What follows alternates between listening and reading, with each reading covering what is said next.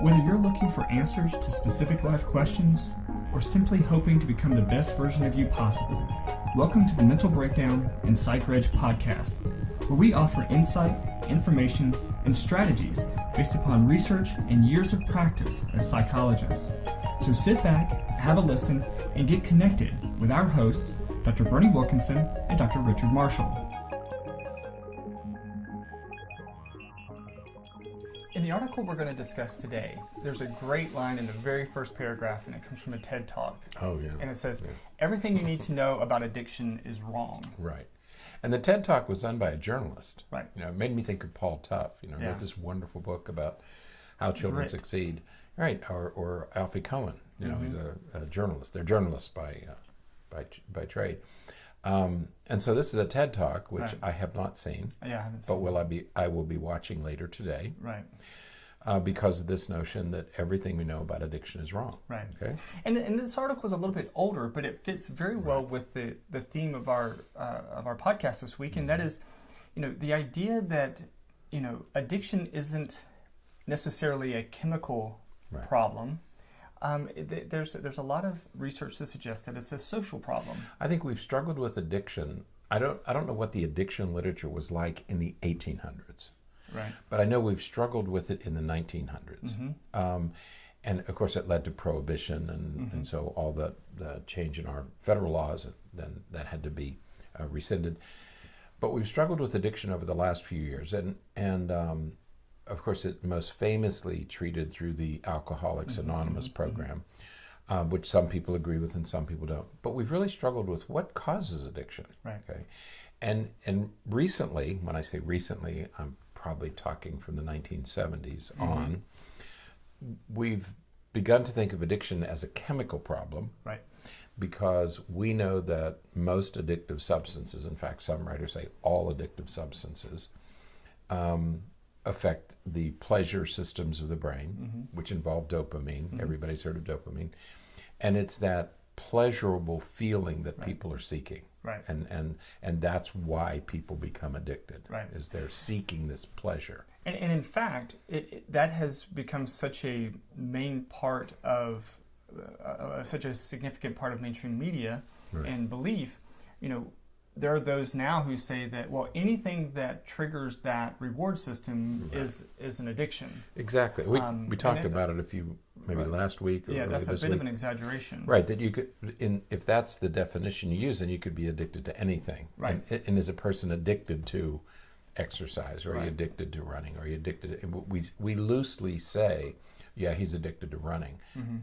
But we're really not talking about addiction. Right. Okay, and even in the DSM-5, the latest edition, it's called a substance abuse disorder, not an addiction. I mean, that term isn't even in DSM-5 in the diagnostics, right?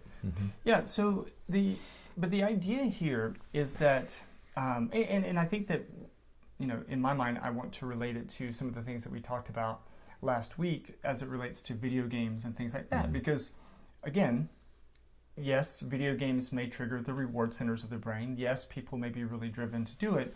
But to me, it's very interesting to think about perhaps video games as a social construct, that, people are really drawn to video games and drawn to some of these things because of the social aspect, or at least the illusion of a social aspect to it. So it's the social connection because that draws people to video games. For many people, there's a lot of teenagers, especially, and kids and teenagers, play online now. Right. So they're interacting with other people.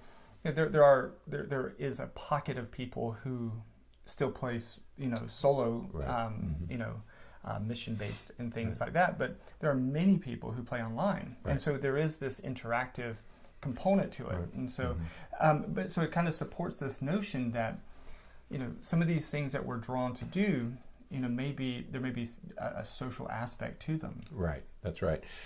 When I think of drinking, I think of people who go to bars to drink. I mean, family members, I remember, would go to a particular bar, sit in the same stool. There was a TV show, Cheers. That was a social club for those. They were drinking, yes, but it was more of that's where they gathered to connect with each other. Okay. Yeah. Somebody walks in, everybody calls their name. Hey, Norm. Hey,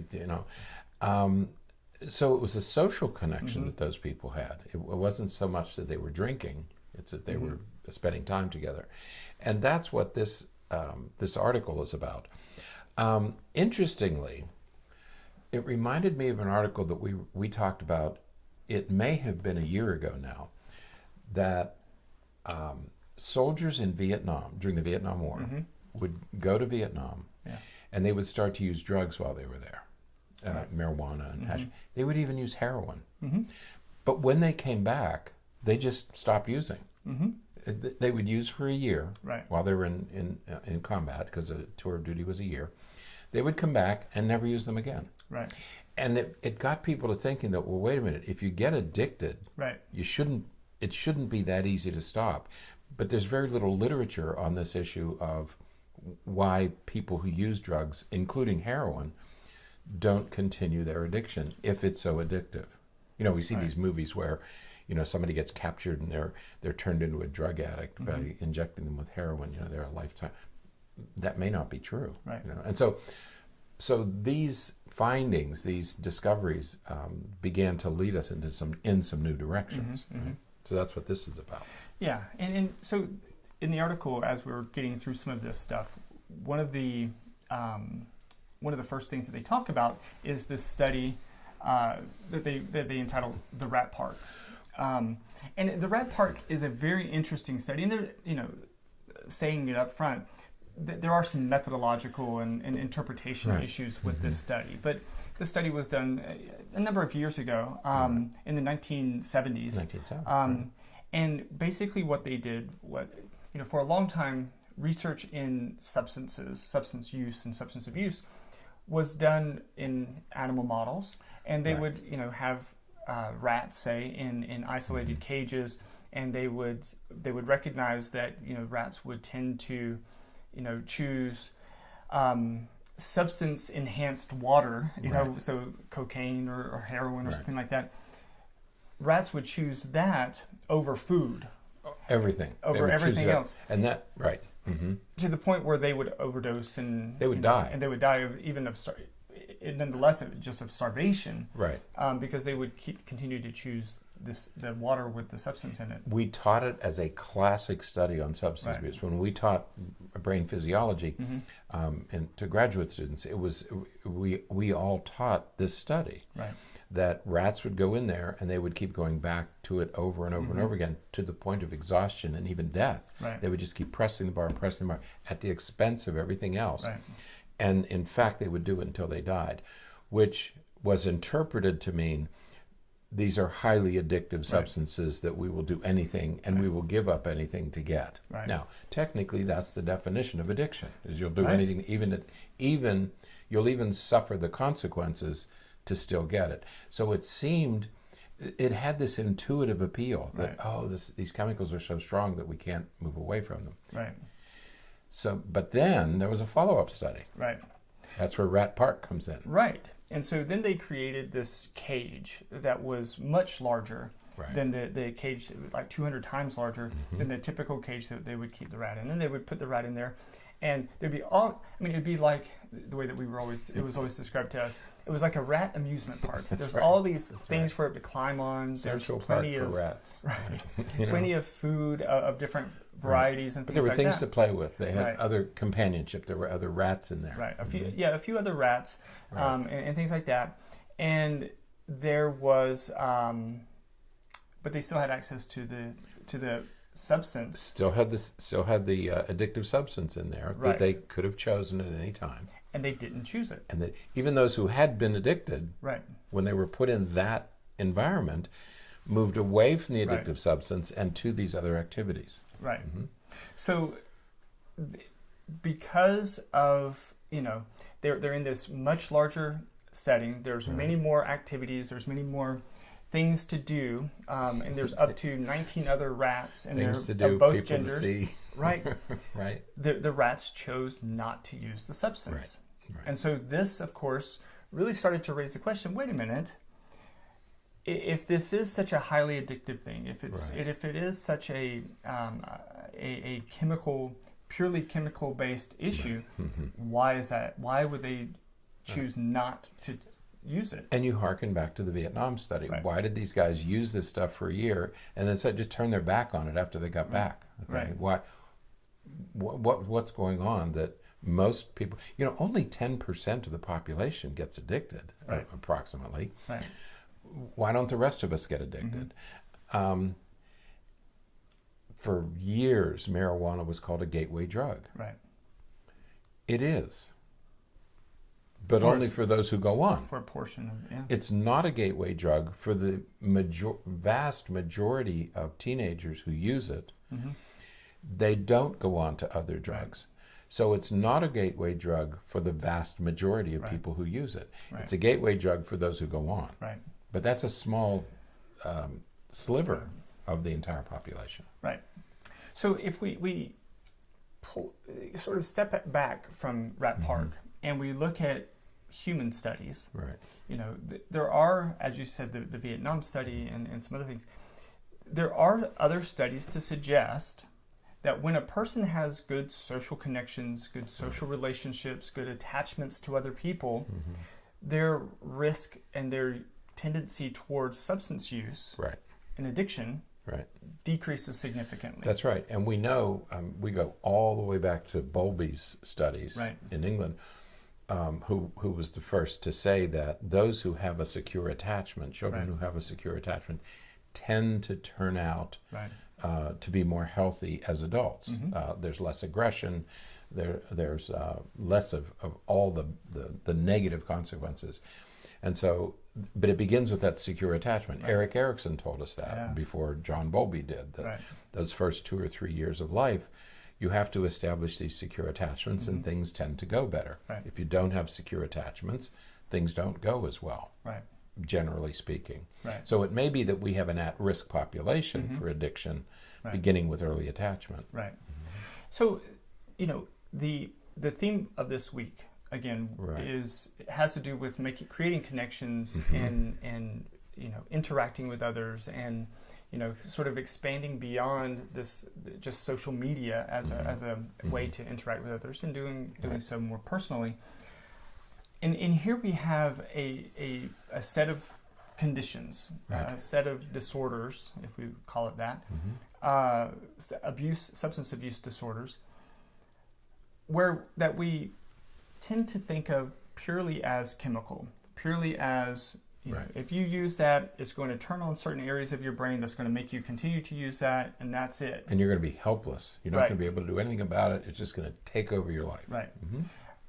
Yet, there's adequate research to suggest that having good social connections could likely reduce the risk of substance abuse. It's a protective factor. And if you think about the treatments, I mean, one of the most common treatments for substance abuse disorders is like the 12-step programs. What do the 12-step programs require?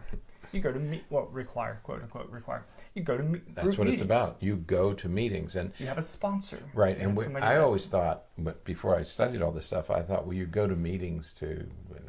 The reason you go to meetings is to stay connected to people. The meeting is a place where it's like Cheers. For alcoholics. Absolutely. It's the place you go. You also have a mentor. A sponsor. Okay. And the sponsor is always available. So they surround you with other people. They surround you with connections. That's the strength of to me, one of the strengths of the AA program. And it's also what makes it so difficult for some people because when they're dealing with addiction issues, because if the people that they tended to spend time with before were substance users, and you say, okay, you got to stay away from those people, and then they pull away from those people, if they don't have anyone else to connect to, then they're at risk. You're sending them in exactly the wrong direction. You're taking away the I don't want to call it their supports because it's also the problem. I mean, they're other users. You have to give them some other supports. But they have to go someplace. Interestingly, Portugal, is the great experiment now that everybody's talking about because Portugal decriminalized illegal drugs in 2001, and people thought this would be the end of Portugal. Well, as it turned out to be a positive thing because their substance abuse problems have dramatically declined. Mm-hmm. Their prison population has dramatically declined. And they're using pro-social methods Mm-hmm. to help people who have a history of abuse and addiction. And it's working out really well in Portugal. Well, I think that, tying this topic in with something that we've talked about over the last couple of days, with the significant increase in social media, Right. with the fact that teenagers, young adults have surpassed the elderly in reports of feeling disconnected and Right. feeling alone Mm-hmm. and feeling isolated, Right. it's no wonder that we're continuing to see increases in substance use in teens and young adults, Right. because they don't feel that connection. They don't feel those social bonds the way that, the way that most of us did when we were growing up. And speaking of teenagers, Mm-hmm. So parents of a teenager find their child is using drugs and alcohol. Mm-hmm. What's one of the things that they do? They ground the child. Put them on lockdown. That's right. Take your phone, put you on lockdown. Again, we're going in exactly the opposite direction. If you're concerned about your child becoming addicted, which is different from experimenting, Right. the worst thing you can do is isolate that child. I had an individual that I dealt with a few years ago, teenager, and that's what his parents did. He spent a year in homeschooling, and he was completely isolated. He's never recovered. Right. I mean, he has continued to struggle, and I'm convinced it's because he's been so isolated at this time of his life when he should have been so social. Right. Yeah, and we're certainly not saying, let the teenager continue to interact with those that are, fostering their substance use. But at the same time, a lot of times teenagers who gravitate towards those who abuse substances are doing so because they don't have the skills, or they don't have the access, or they don't have the connections to more pro-social peers in the first place. And so we need to do something to get those connections present. And one of the things I would advise any parent or any partner to do, you begin at home. Mm-hmm. Maybe the first social connection that a child needs is with the nuclear family. Right. What can the family do to make this person feel connected? We all have plenty of patients teenagers whose families appear to be supportive, they appear to be involved, but in fact the child might feel disconnected. Right. So I think we need to look at all those things. I think this whole idea of connection is worth some time and effort. Right. Right. So, all right, that is. Take a look at that, and also look at the TED Talk. Yeah, I'm definitely. going to do that later today. Yeah, check out the link to the articles in the show notes. It's very well written. Yeah, it's very good. So, all right, until next time, stay happy, stay healthy, and forget to be afraid. Thanks for sharing this episode of the Mental Breakdown and Psychreg podcast. Be sure to check out the show notes for links to follow us on Twitter and subscribe to our YouTube channel, where you'll find all of our previous podcasts and much more. We would be honored if you would become a patron through patreon.com, where any donation you can manage will go to the development and creation of more content. Just visit patreon.com/thementalbreakdown for more information. Thanks again for listening. Have an awesome day, and we look forward to being back in your feed tomorrow morning.